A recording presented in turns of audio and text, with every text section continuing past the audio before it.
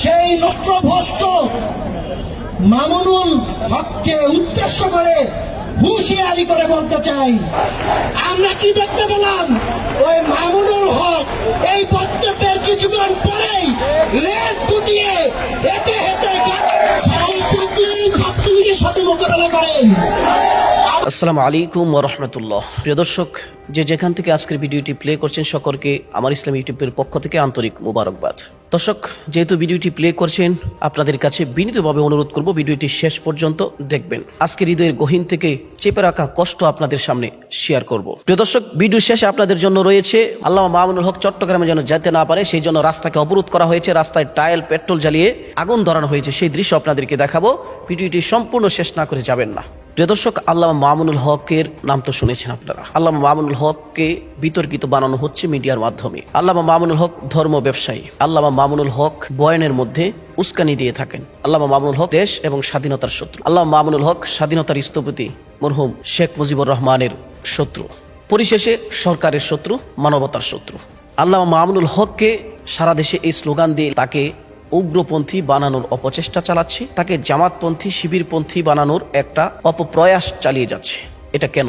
তার একমাত্র কারণ হচ্ছে আল্লামা মামুনুল হক তার বক্তব্যে বলেছিলেন যে ভাস্কর্যের নামে মূর্তি স্থাপন করতে দেওয়া হবে না, যদি মূর্তি স্থাপন করা হয় সেই মূর্তি বুড়িগঙ্গায় ভাসিয়ে দেওয়া হবে। কোরআন হাদিসের কথা বলতে গিয়ে তিনি তার বক্তব্য দিয়েছেন।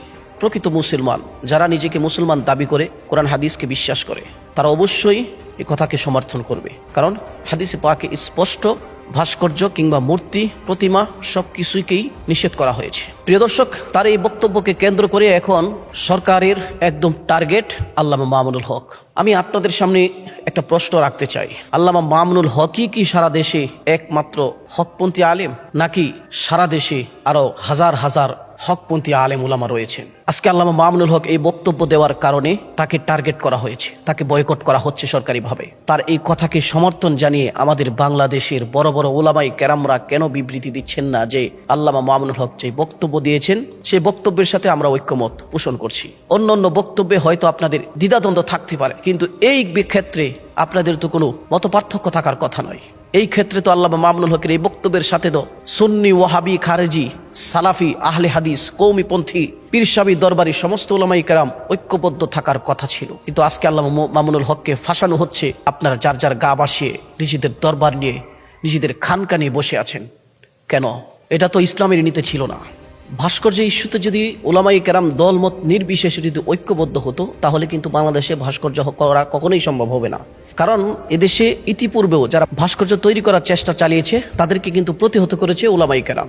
এর আগে লালন ভাস্কর্য উৎখাত করতে বাধ্য হয়েছে, বিমানবন্দরে হজ ক্যাম্পের সামনে ভাস্কর্য করতে দেওয়া হয়নি, গ্রিক দেবীর মূর্তিকে সরাতে বাধ্য হয়েছে রাতারাতি উলামায়ে কেরামদের আন্দোলনের তুপের মুখে পড়ে। অতএব এই বিষয়টা নিয়ে যদি সমস্ত উলামায়ে কেরাম ঐক্যবদ্ধ একই প্ল্যাটফর্মে যদি আন্দোলন করা যায় তাহলে এই আন্দোলনটা ফলপ্রসূ হবে।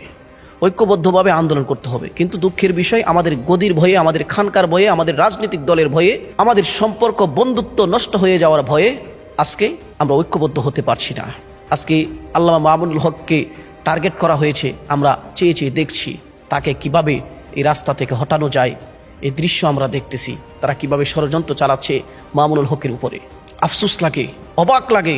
আমরা হকপন্থী উলামায়ে কেরাম দাবি করি, আমাদের সেরে তাজ আপনারা, অথচ হক কথা বলার সময় আপনারা চুপ থাকেন। আপনারা হেকমত গ্রহণ করেন, আপনাদের হেকমত কখন যে শেষ হয় সে হেকমতের কারণে ওই দিক দিয়া ধামাচাপা পড়ে যাচ্ছে, ওই দিক দিয়া পিষ্ট হয়ে যাচ্ছে অনেক মানুষ, সেই খবর নাই আপনাদের। আপনাদের সামনে ছোট্ট একটি ঘটনা শেয়ার করতে চাই। আফগানিস্তানে যখন আমেরিকার সরকার আল কায়দার মুজাহিদ উসামা বিন লাদেনকে তাদের হাতে তুলে দেওয়ার জন্য চাপ প্রয়োগ করছিল, তখন আমিরুল মুমিনিন মুল্লা উমর রহমতুল্লাহ আলী তিনি ডিনাই করেছিলেন। তিনি বলেছিলেন একজন অতিথি মুজাহিদকে আমরা কখনো কাফেরদের হাতে তুলে দিতে পারি না, তার নিরাপত্তার দায়িত্ব আমাদের। তাকে তুলে দেয় নাই, যার কারণে 18 বছর আফগানিস্তান আমেরিকার সাথে যুদ্ধ করেছে। অবশেষে আফগানিস্তান থেকে তারা পালাতে বাধ্য হয়েছে। কিন্তু ওই সময় কিছু মুনাফিক মার্কা, হেকমতি মার্কা কিছু আলেম তারা বলেছিল যদি উসামা বিন লাদেনকে তাদের হাতে তুলে দেয় তাহলে তার কারণে হয়তো দেশটা স্থিতিশীল পরিবেশ থাকবে, দেশের পরিবেশ ভালো থাকবে, পরিস্থিতি ভালো থাকবে। কিন্তু মোল্লা উমর দেন নাই। আজকেও আমাদের দেশে কিছু লোক তারা ভাবতেছে আল্লামা মামুনুল হককে মাহফিল থেকে বয়কট করলে তাকে ছাড়াই তো মাহফিল করা যায়, কেন অস্থিতিশীল পরিবেশ তৈরি করার দরকার কি? এরকম হেকমতওয়ালা কিছু আলেম তারা হেকমতি বক্তব্য দিতে প্রস্তুত হয়ে থাকেন। তারা নিজেদের পকেট ভারী করার জন্য তারা বলছেন মামুনুল হককে মাহফিলে আসতে না দিলে তাকে ছাড়াই মাহফিল করা হোক। তারা হয়তো ভুলে গেছে আজকে মামুনুল হক সত্য সঠিক কথা বলার কারণে, যেই সত্য সঠিক কথা বলার কারণে সরকারের গায়ে লেগেছে, দলীয় লোকদের গায়ে লেগেছে, তার কণ্ঠকে বন্ধ করে দেওয়ার চেষ্টা চালাচ্ছে এবং আমরাও চুপ থেকে তাদের এই কর্মকাণ্ডকে সমর্থন জানিয়ে যাচ্ছি। আমাদের ভুলে গেলে চলবে না। এভাবে যদি হকপন্থী বজ্র কণ্ঠওয়ালা আলেমদেরকে কণ্ঠনালীকে স্তব্ধ করে দেওয়ার চেষ্টা চালায় এবং তারা সফল হয়, ভবিষ্যতে আমাদের জন্য আরো কঠিন মুহূর্ত, কঠিন ভয়াবহ দিন অপেক্ষা করতেছে। এই জন্য আমি বলবো যে সমস্ত উলামায়ে কেরাম যারা সরকারি ঊর্ধ্বতন কর্মকর্তার সাথে খুব ভালো সম্পর্ক, যারা আমাদের বিপদ আপদে কওমি মাদ্রাসার কাজে আসে, যে সমস্ত উলামায়ে কেরাম মাওলানা ফরিদউদ্দিন মাসউদ, মাওলানা রুহুল আমিন সাহেব, বড় বড় আলেম দ্বীন যারা সরকারের সাথে সম্পর্ক ভালো, তারা তো এই বিষয়টা নিয়ে সরকারের সাথে আপোষ করতে পারে যে ভাস্কর্যের নামে মূর্তি স্থাপন করা ইসলাম কখনো সমর্থন করে না। আজকে মামুনুল হককে ফাঁসিয়ে দিয়ে আমরা ভাবছি আমাদের গাকে বাঁচাতে চেষ্টা করছি, এর জের কিন্তু মারাত্মক ভয়াবহ হবে। প্রিয় দর্শক, এই জন্য মামুনুল হককে সঙ্গে দেওয়া, মামুনুল হকের বক্তব্যকে সমর্থন করা, তাকে সাহস যোগানো, যত বাধা বিপত্তি আসুক না কেন, ইসলাম তো এটাকেই বলে সত্য কথা বলতে গেলে যদি আমার বাবার বিরুদ্ধে সত্য কথা হয়, আমার দলের বিরুদ্ধে সত্য কথা বলতে গেলে দল বেজার হয়, তাহলেও আমার সত্য কথা বলেই যেতে হবে। এটাই প্রকৃত মুমিনের আলামত। আজকে আমাদের দরবারকে ঠিক রাখার জন্য, আমাদের খানকাকে ঠিক রাখার জন্য, আমাদের রাজনৈতিক দলকে ঠিক রাখার জন্য আমরা আজকে চুপ আছি।